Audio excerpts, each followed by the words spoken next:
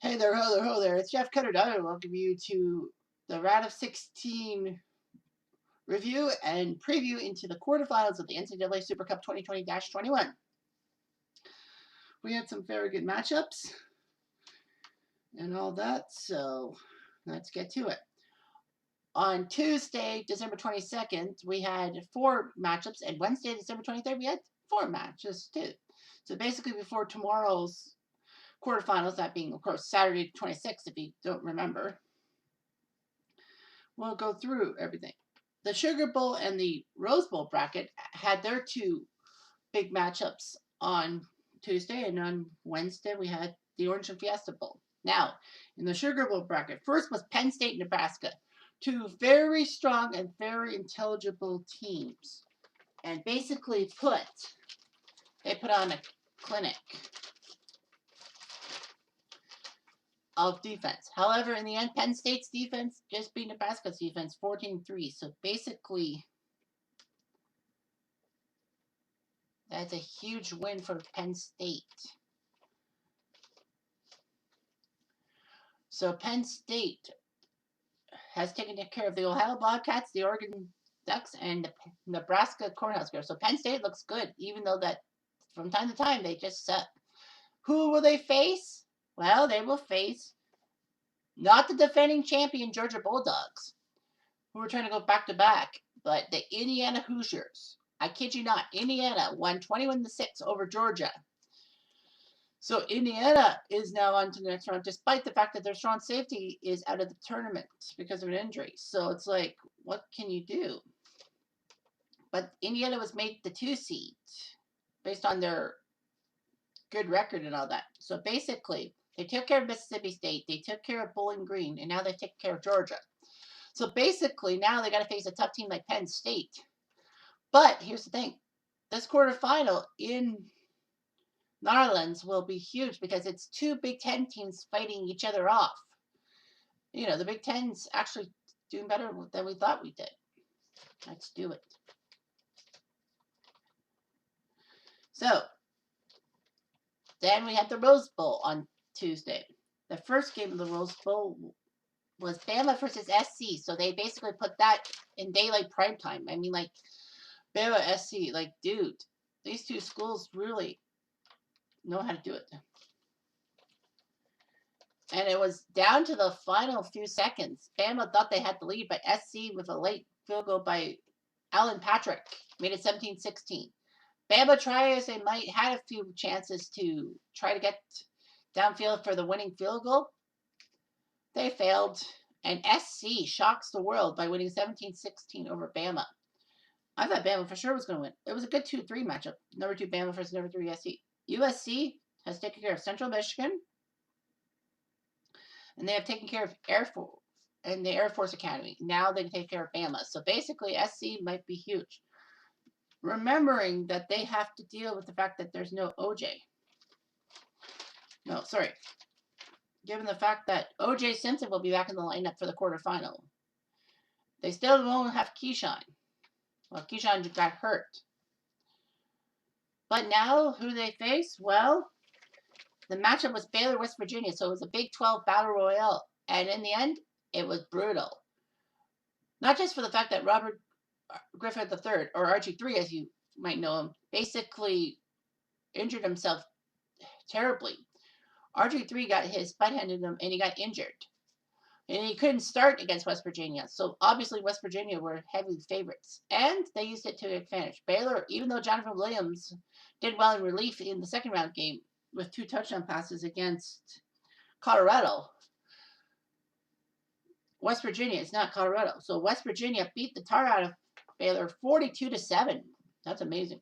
This is the same team that had troubles against Auburn in the first round and actually took care of Ohio State, the 1 seed in the Rose Bowl bracket, by a score of 17-13. So West Virginia may have felt relieved and all that.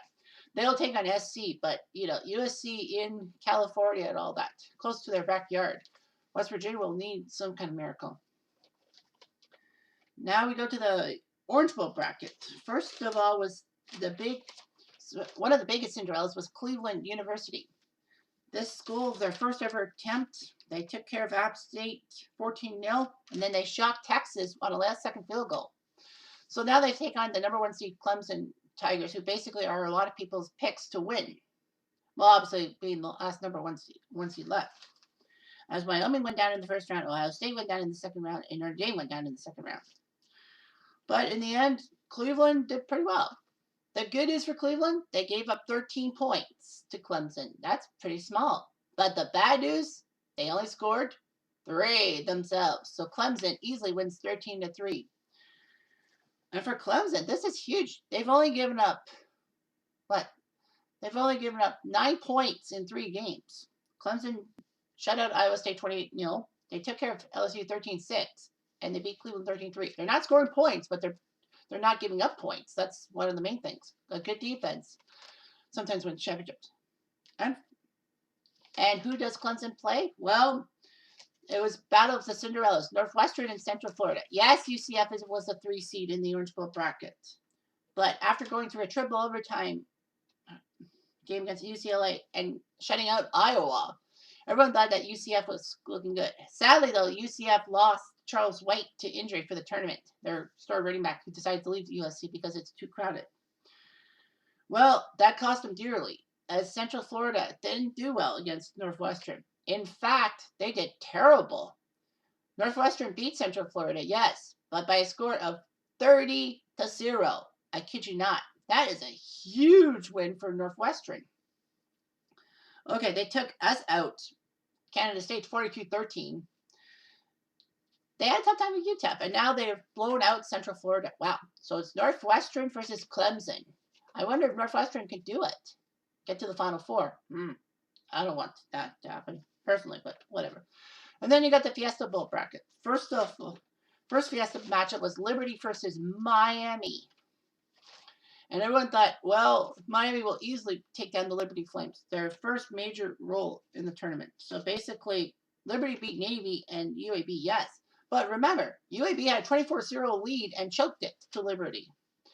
So how about the Flames? Did they do it against Miami? Well, after 3 quarters, the score was 9-0 Miami. Nothing to sneeze at, but hey, you know what? And guess what? Liberty did it again for the second straight time. They came back from a death. They scored the last certain amount of points. Remember, they were down 24-0 to UAB. They scored the last 30, including overtime. But Liberty scored the last 16 points. Liberty wins 16-9 over Miami. It's like, what? Miami couldn't beat the Flames? Really? Wow. Biggest win in Liberty history, obviously. They're in the quarterfinals, and who they face? Well, personally, I'm a big Arkansas Razorbacks fan and all that. They won the all-time tournament, so I'm like, you know what? I won't be upset if they lose. Well, Arkansas went to overtime against both Oklahoma and Washington and didn't lose. But guess what? They faced Florida. I'm thinking, well, Florida's going to beat the tar out of them. Danny Werfel's healthy. No. Arkansas. Great defense. They crushed Florida into fine powder 33-10 using a few return touchdowns, including Atwater at the buzzer with a pick 6. So, wow. I can't believe it. We almost had Miami versus Florida in the quarterfinals. We won't see either of them in the quarterfinals. It's Liberty versus Arkansas. So that's shocking. So yeah, so basically going to show you the sheet of paper with all the stats on it. Hopefully you can read it. All that. So yeah, that's huge. So the order of operations, if you will, for the quarterfinals will be Sugar Bowl first, Penn State versus Indiana. Rose Bowl second, West Virginia versus SC.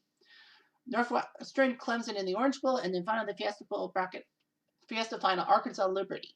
So that's the order of operations for tomorrow, Saturday, December 26th. And hopefully we see Cinderella in the Final Four. I would love to see one. And someone get that crystal water trough.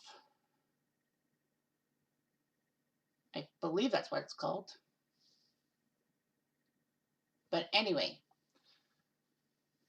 that's all I've got for this preview/review, and we'll talk later.